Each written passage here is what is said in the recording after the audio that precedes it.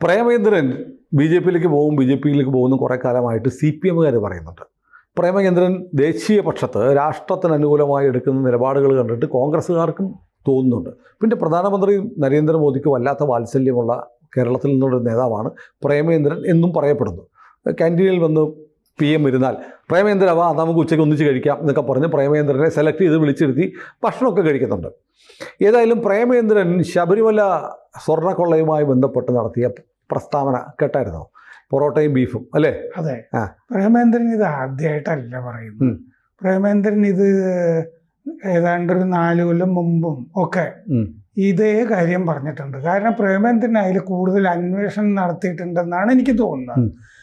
കാരണം പ്രേമചന്ദ്രൻ പറയുന്നത് ഈ ബിന്ദു അമ്മണിയുടെ കൂടെ കനകദുർഗയും ഇവർ ഈ വഴിതെറ്റിക്കുന്നുണ്ട്. കാരണം പ്രേമചന്ദ്രന്റെ പ്രസംഗത്തിൽ ബിന്ദു അമ്മണിന്നും രഹന ഫാത്തിമ എന്നും അദ്ദേഹം പറഞ്ഞിരുന്നു. അതന്ന് ശബരിമലയിൽ പ്രശ്നം ഉണ്ടാക്കിയ 2 സ്ത്രീകൾ എന്നുള്ള നിലയ്ക്ക്, അല്ലാതെ ബിന്ദു അമ്മണിയുടെ കൂടെ രഹന ഫാത്തിമ എന്നൊന്നും അദ്ദേഹം പറഞ്ഞിട്ടില്ല അദ്ദേഹം. അപ്പൊ ബിന്ദു അമ്മണിയെ പാലായിലെ ഗസ്റ്റ് ഹൗസില്, പിന്നെ കോട്ടയത്തും ഗസ്റ്റ് ഹൗസിലെ പോലീസ് ക്ലബിലൊക്കെ കൊണ്ടുപോയി പൊറോട്ടയും ബീഫും ഒക്കെ മേടിച്ചു കൊടുത്തു എന്നൊക്കെ പ്രേമചന്ദ്രൻ പറയുന്നുണ്ട്. അങ്ങനെയാണ് അന്ന് കൊണ്ടുപോയത്. ഈ ബിന്ദു അമ്മണി ആദ്യം ഒരു ശ്രമം നടത്തിയിരുന്നു. അത് കഴിഞ്ഞിട്ട് 2019 ജനുവരി 2-ന് ആണ് എല്ലാവരും വെട്ടിച്ചിട്ട് അവര് ശബരിമലയിലേക്ക് കയറുന്നത്. അവർ വളരെ സൗകര്യത്തോടു കൂടിയാണ് കയറിയത് എന്നൊക്കെ ഉള്ളത് പ്രേമചന്ദ്രൻ പറയുന്നതൊക്കെ ശരിയാണ്. കാരണം അവർ പോലീസ് വാഹനത്തിൽ കിടന്ന് സഞ്ചരിക്കുന്നതൊക്കെ നമുക്ക് കാണായിരുന്നു. വളരെ ആളുകൾ അറിയാതിരിക്കാനൊക്കെ വേണ്ടിയിട്ട്. അപ്പോൾ ഈ ബിന്ദു അമ്മണിയുടെ ഒരു പശ്ചാത്തലം, ഒന്നാമത് ബിന്ദു അമ്മണി ഒരു വിശ്വാസിയല്ല. അപ്പോൾ ഒരു വിശ്വാസ ജ്വലനം കൊണ്ട് ശബരിമലയ്ക്ക് പോയതല്ല. അവർ തന്നെ പറഞ്ഞിട്ടുള്ള കഥകൾ എൻ്റെ ഓർമ്മയിലുണ്ട്. കാരണം എന്താണെന്ന് വെച്ച് കഴിഞ്ഞാൽ അവർ ഫേസ്ബുക്കിൽ പോസ്റ്റ് ഇടുന്നുണ്ട്. ഇങ്ങനെ ഈ ആക്ടിവിസ്റ്റുകളുടെ ഒരു ഗ്രൂപ്പ് ഉണ്ടാക്കുന്നു. അപ്പോൾ ആ ഗ്രൂപ്പിൽ ആരെങ്കിലുമൊക്കെ പോകാൻ തയ്യാറാണോ എന്നൊക്കെ ചോദിക്കുന്നുണ്ട്. അങ്ങനെ കനകദുർഗ എന്ന് പറഞ്ഞൊരു സ്ത്രീ, മുൻകൂർ പരിചയമുള്ളതല്ല, അങ്ങനെ വരുന്നതാണ് ഈ കനകദുർഗയും ഇവരും കൂടിയിട്ടാണല്ലോ ഈ യാത്ര, അല്ലാതെ രഹന ഫാത്തിമയുടെ കൂടെ അല്ല. രഹന ഫാത്തിമയൊക്കെ ഇപ്പൊ വേറെ ജോലികളിലൊക്കെയാണ് കേട്ടോ, നല്ല ജോലിയാ. അതെ. അപ്പൊ അതുകൊണ്ട് ഇവര് മുമ്പ് ഭീം ആർമി എന്നുള്ളൊരു സാധനത്തിൽ പ്രവർത്തിച്ചിരുന്നതാണ്. ഈ അയ്യങ്കാളിപ്പടയൊക്കെ പോലത്തെ അങ്ങനത്തെ ഒരു രീതിയിലൊക്കെ ചെറിയ പശ്ചാത്തലത്തിൽ നിന്നൊക്കെ വളർന്ന് നിയമമൊക്കെ പഠിച്ച് ഭർത്താവിന് എന്തോ ചായക്കട പോലെ ജോലിയൊക്കെ ഉണ്ടായിരുന്നു. അതിപ്പോഴും ചെയ്യുന്നുണ്ടാകാം. ഇവരത് കഴിഞ്ഞിട്ട് ലോ കോളേജിൽ ജോലി കിട്ടുമോ എന്തൊക്കെ ഉണ്ടായിരുന്നു ഈ ബിന്ദു അമ്മണിക്ക്. അപ്പം ബിന്ദു അമ്മണിയുടെ പശ്ചാത്തലം എന്ന് പറയുന്നത് ഈ പുരോഗമന, ഈ ആക്ടിവിസ്റ്റ്, പുരോഗമന മതനിരപേക്ഷ അല്ലേ, ആക്ടിവിസ്റ്റ് എന്ന് പറഞ്ഞാൽ അങ്ങനത്തെ ഒരു ജിഹാദി എന്ന് വേണമെങ്കിൽ പറയാം. അങ്ങനത്തെ ഒരു പശ്ചാത്തലം ആണ് അവർക്കുള്ളത്. അപ്പം അതുകൊണ്ട് CPM-നെ സംബന്ധിച്ച് ഇങ്ങനെ തയ്യാറല്ല. കാരണം ഒരു പാർട്ടിക്കാരിയെ ഇങ്ങനെ കൊണ്ടുപോകാനായിട്ട് അവർക്ക് താല്പര്യമില്ല. വലിയ വില കൊടുക്കേണ്ടി വരും. അതാണ് സ്പോഞ്ച് പോലെയാവും. അപ്പൊ അതുകൊണ്ട് CS സുജാതയെ പോലെയൊന്നും ഒരാളെ മറ്റേ PK ശ്രീമതി CPM-ലെ ആരും തയ്യാറാവില്ല. കാരണം അവർക്കൊക്കെ ഒരുപാട് രാഷ്ട്രീയ മോഹങ്ങളുണ്ട്. മാത്രല്ല പിന്നെ സാറങ്ങനെ പറയുന്നത് അല്ലത് PK ശ്രീമതിയും CS സുജാതയും യുവതികളാണെന്നാണ് പറയുന്നത്. അല്ല, അവര് വിശ്വാസികളാണ്. അപ്പൊ വിശ്വാസികളായ ആളുകള് we are ready to wait എന്ന് പറഞ്ഞുകൊണ്ടിരിക്കുള്ളൂ. മര്യാദയ്ക്ക് പോകാനായിട്ട് അയ്യപ്പൻ എന്ന് സുപ്രീം കോടതി ചോദിച്ചാൽ പോരാ, അയ്യപ്പൻ സമ്മതിക്കുന്നു അന്നേ ഞങ്ങൾ പോകുള്ളൂ എന്ന് ഈ വിശ്വാസികളായ ഈ സഖാക്കൾ പറയുള്ളൂ. അപ്പൊ അങ്ങനെ ഒരാളെ അവർക്ക് കിട്ടാൻ പ്രയാസമാണ്. അപ്പോൾ ഈ മാവോയിസ്റ്റ് സ്വഭാവമുള്ള ഒരാളെ കണ്ടെടുത്താൽ മാത്രമേ ഇത് നടക്കുള്ളൂ. അങ്ങനെയാണ് ഇവര് ആദ്യം പോകാൻ ശ്രമിച്ചവരാണല്ലോ ഇവര്. അപ്പോൾ പിന്നെ ഒരു സൗകര്യം കൊടുത്താൽ, ഉന്തിക്കൊടുത്താല് പിണറായി വിജയന് സാംസ്കാരിക ആകാൻ പറ്റും. അപ്പൊ അങ്ങനെ പോലീസിന്റെ സഹായത്തോടുകൂടി ബിന്ദു അമ്മണി പറയുന്നത് ഇത് ശരിയല്ല, പ്രേമചന്ദ്രൻ പറയുന്നത് ഞാൻ പാലായിലെ ഗസ്റ്റ് ഹൗസിൽ പോയിട്ടില്ല, എനിക്ക് കോട്ടയത്തെ പോലീസ് ക്ലബിൽ പൊറോട്ടയും ബീഫും ഒന്നും കിട്ടിയിട്ടില്ല. സത്യത്തിൽ ഇതിൻ്റെ പൊറോട്ട ബീഫ് എന്നുള്ളത് ആണ് പ്രധാനപ്പെട്ട വശം. പ്രേമചന്ദ്രൻ എന്ന് പറയുന്നത് എന്തിനാ ധരിക്കുന്നത്? ആചാരലംഘനത്തിൻ്റെ കാര്യം പറയുമ്പോൾ അക്കൂട്ടത്തിൽ ഇതിവിടെ പറയുന്നേ ഉള്ളൂ. ആ ഭാഗം മാത്രം അടർത്തിയെടുത്തിട്ട് ഞാൻ പൊറോട്ടയും ബീഫും കഴിച്ചില്ല. ഒന്നാമത് പോലീസിൽ നിന്ന് പ്രേമേന്ദ്രന് വിവരം കിട്ടാൻ എന്താ? രണ്ടാമത് വേറെ കാര്യം നമ്മൾ ലോജിക്കലി ആലോചിക്കണം. ബിന്ദു അമ്മിണിയും ഈ കനകദുർഗയും പോകുന്നത് എന്താണ്? അവിടെയുള്ള ആചാരങ്ങൾ ലംഘിക്കാനാണ്. ആചാരങ്ങൾ യുവതികൾ കയറുന്നത് മാത്രമല്ല, മദ്യം പാടില്ല, മാംസം കഴിക്കാൻ പാടില്ല, ഇതെല്ലാം അങ്ങനെ കഴിച്ചിട്ട് പോകുന്നതൊക്കെ ആചാരലംഘനമാണ്. അപ്പോൾ ആചാരം ലംഘിക്കുമ്പോൾ ഇതെല്ലാം ചെയ്തിട്ട് ഇവർ പോയിക്കൂടെ?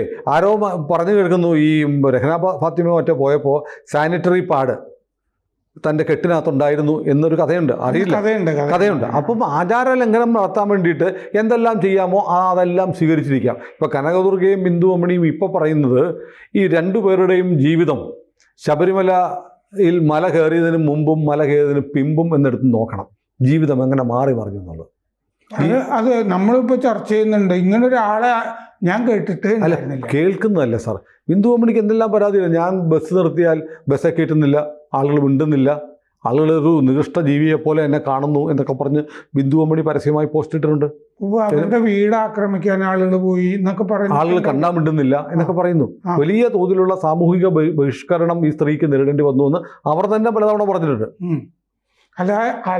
അതായത് ഇവര് ഈ പറഞ്ഞതുപോലെ CPM കണ്ടെത്തി മറ്റേ ആചാരം ലംഘിക്കാനായിട്ട് ബിന്ദു അമ്മിണിയും കനകദുർഗയും ഉപയോഗിച്ചു എന്നുള്ളതാണ് പ്രേമേന്ദ്രൻ പറഞ്ഞത്.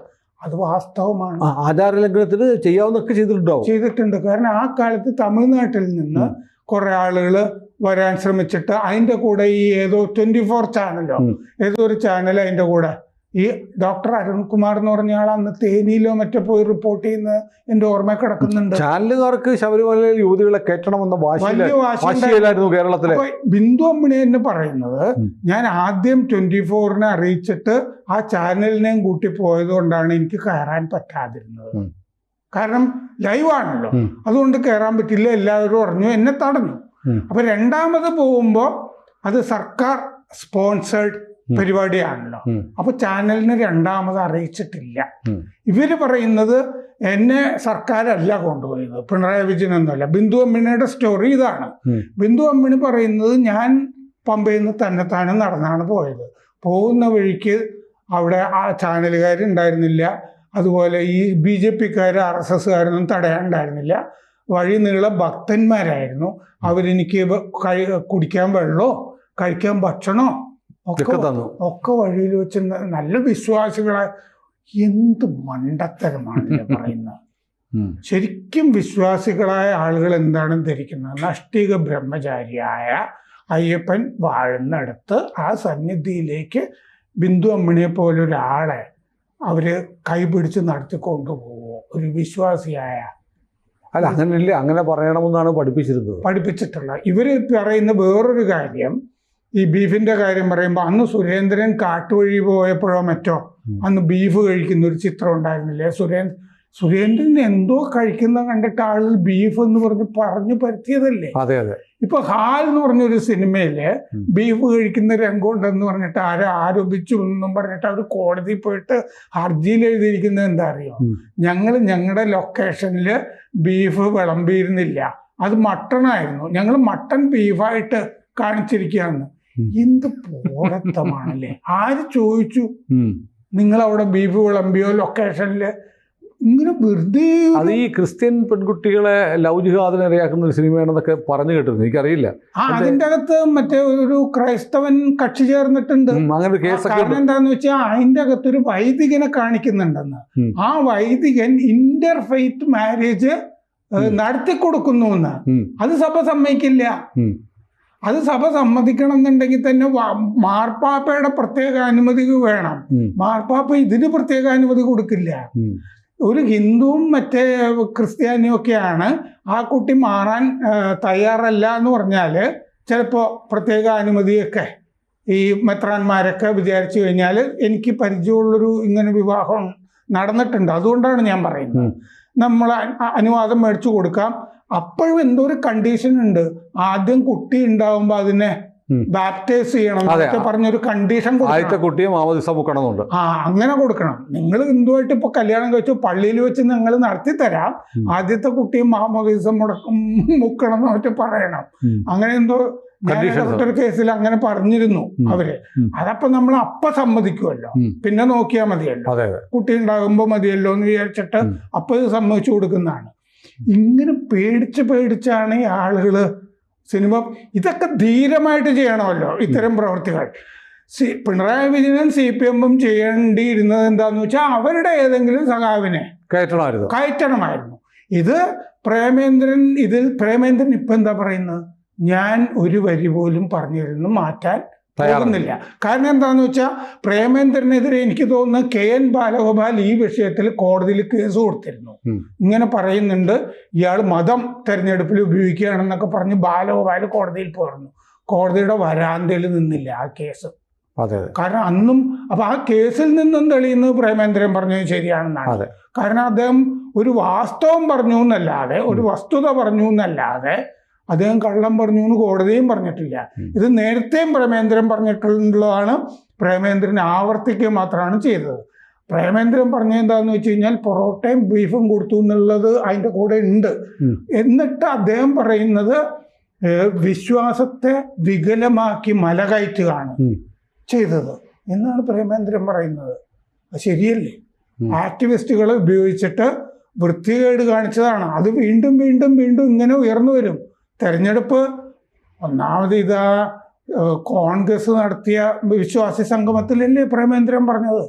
പ്രേമേന്ദ്രൻ പറയേണ്ട സ്ഥലത്ത് അത് പറഞ്ഞു. അല്ല, പറയുമ്പോൾ CPM ഇത്ര പൊള്ളുന്നത് പ്രേമേന്ദ്രൻ ഐക്യരാഷ്ട്രസഭയിൽ പോയിട്ട് പുറത്തു പോയിട്ട് ഇന്ത്യക്ക് വേണ്ടിയിട്ടല്ലേ ബ്രിട്ടാസും പെരുമാറിയത്. അതെ, ആർട്ടിക്കിൾ 370 എടുത്തു കളഞ്ഞതിനെ ന്യായീകരിച്ചു. കാശ്മീർ ഇന്ത്യയുടെ അവിഭക്ത ഭാഗമാണ്, അവിഭാജ്യ ഘടകമാണെന്ന് പ്രേമേന്ദ്രൻ പ്രസംഗിച്ചു.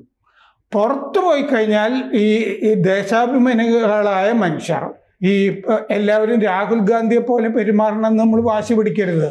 അവരെല്ലാവരും ഇന്ത്യയെ സ്നേഹിക്കുന്ന ആളുകളായതുകൊണ്ട് അവർ പാകിസ്ഥാനെതിരെ സംസാരിക്കുള്ളൂ. പ്രേമേന്ദ്രനും അങ്ങനെ ഇന്ത്യക്ക് വേണ്ടി സംസാരിച്ചു.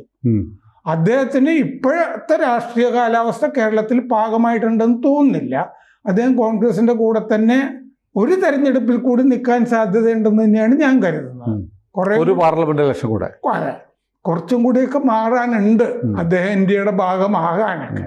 അപ്പൊ അതുകൊണ്ട് വരാനൊക്കെ സാധ്യതയൊക്കെ ഉണ്ട്. അദ്ദേഹം അതിൻ്റെയൊക്കെ കൂടെ നിൽക്കുന്ന ഒരാളാണല്ലോ. കാരണം അദ്ദേഹം ഇപ്പോഴും ഈ CPM ശബരിമല നയത്തിനെതിരെ ആണെന്ന് അദ്ദേഹം പറഞ്ഞില്ലേ.